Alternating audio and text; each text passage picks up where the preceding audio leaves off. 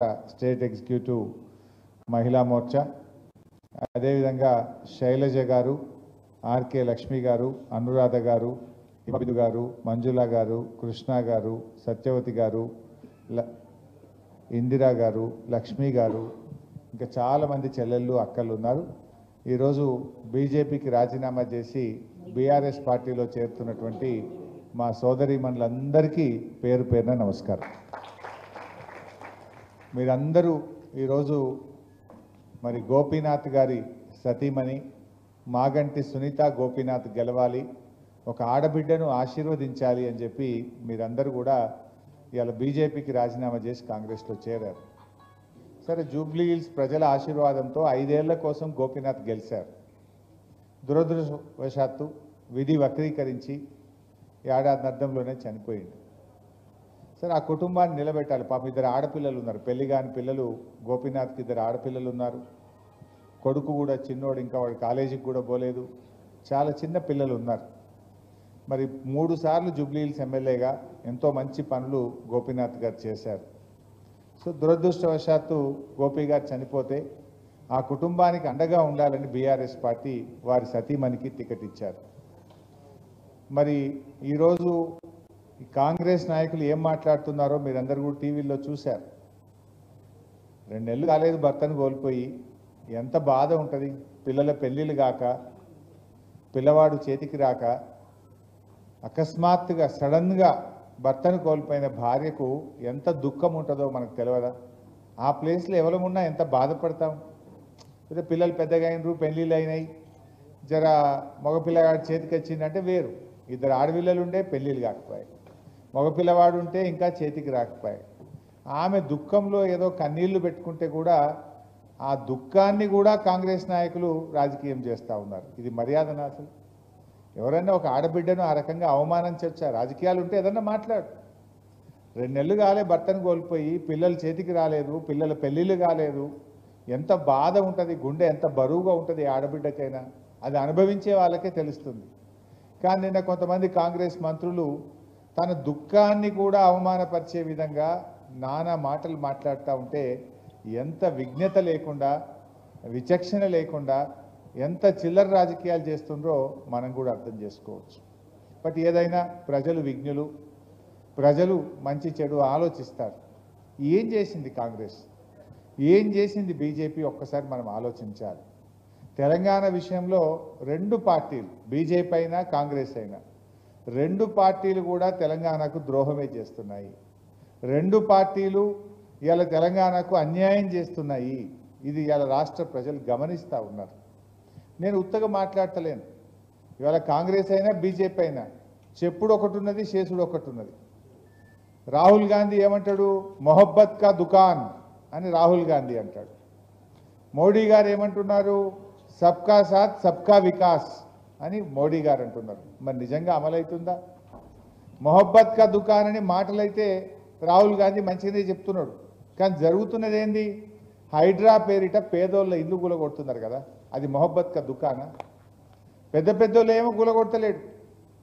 ఇలా కాంగ్రెస్ నాయకులు పట్నం మహేందర్ రెడ్డి ఇల్లు నీళ్ళలోనే ఉంటుంది, పొంగిలేటి శ్రీనివాస్ రెడ్డిది హైడ్రాలోనే ఉంటుంది, గాంధీ గారి భూమి గవర్నమెంట్ ల్యాండ్ కబ్జా పెట్టుకొని ఉంటాడు. పెద్ద పెద్దోళ్ళ ఇండ్లు అయితే కూలగొట్టలేరు, కానీ పండగ పూట ఆదివారం నాడు రాత్రికి రాత్రి వచ్చి గరీబోళ్ళ ఇండ్లు కూలగొట్టి నేలమట్టం చేసి వేల కుటుంబాలను రోడ్డు మీదకి తెస్తున్నాడు రేవంత్ రెడ్డి. మరి దాన్ని ఎందుకు మాట్లాడాడు రాహుల్ గాంధీ? రాహుల్ గాంధీ నీ మొహబ్బత్ కా దుకాన్ అనేది మాటలకే పరిమితమా? నిజాయితీగా చేతల్లో కూడా ఉందా? చేతల్లో ఉంటే నీ రాహుల్ గాంధీని నువ్వు నీ రేవంత్ రెడ్డిని ఎందుకు అడుగుతలేవు? రాహుల్ గాంధీ రేవంత్ రెడ్డిని ఎందుకు ప్రశ్నిస్తలేవు? గరీబోళ్ళ ఇండ్లు ఎందుకు కూలగొడుతున్నావు? పెద్దోళ్ళ తెరువు పోతలేవు, గరీబోళ్ళ మాత్రం కూలగొడుతున్నావని రాహుల్ గాంధీ రేవంత్ రెడ్డిని అడుగుతున్నాడా? ఆయన మాట్లాడాడు. ఆడపోయి రాహుల్ గాంధీ బీహార్లో ఓట్ చోరీ అంటున్నాడు. బీహార్లో ఓట్ చోరీ అంటున్నావు, మరి జూబ్లీ హిల్స్లో నీ రేవంత్ రెడ్డి ఓట్ చోరీ చేస్తుండు కదా. ఒక్కింట్లో 43 ఓట్లు రాయించాడు, ఒక్కొక్కరికి 3 ఓట్లు రాయించాడు రేవంత్ రెడ్డి. మరి ఈ ఓట్ చోరీ గురించి ఎందుకు మాట్లాడవు? నీ రేవంత్ రెడ్డిని అడగవా? మన కాంగ్రెస్ పాలసీ ఓట్ చోరీకి వ్యతిరేకం, నేను బీహార్లో బీజేపీ చేసిన ఓట్ చోరీ మీద కొట్లాడుతున్నా, నువ్వు చెయ్యొద్దయా జూబ్లీ హిల్స్లో, నువ్వు నిజాయితీగా ఉండమని చెప్పవలసిన బాధ్యత రాహుల్ గాంధీకి లేదా? ఇవాళ దాదాపు 20,000 దొంగోట్లు రాయించిండు రేవంత్ రెడ్డి. కాంగ్రెస్ నాయకులు జూబ్లీ హిల్స్లో భర్తను కోల్పోయిన సునీతమ్మను ఓడగొట్టాలని 20,000 దొంగోట్లు రాయించి నానా కుట్రలు చేస్తున్నారు. ఇది తగునా? దొంగోట్లతో గెలుచుడు కాదు. నిజాయితీ ఉంటే నీ 6 గ్యారంటీలు అమలు చేసి నీ బాకీ చెల్లించి ఓట్లు అడుగు ప్రజల్ని. నువ్వేం చెప్పినావు? అక్క చెల్లెలకు నెలకు 2,500 రూపాయలు ఇస్తా అన్నావు. ఇప్పుడు 22 నెలలు అయిపోయింది. ప్రతి అక్కకు చెల్లెకి ఎంత బాకీ పడ్డావు? నువ్వు 55,000 బాకీ పడ్డావు.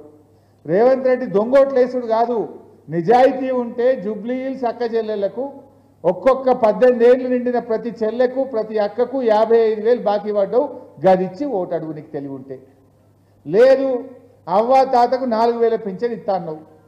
కేసీఆర్ గారు దోశ ఉంటే 1000 ఎత్తా అంటే 1000 చేసిండు.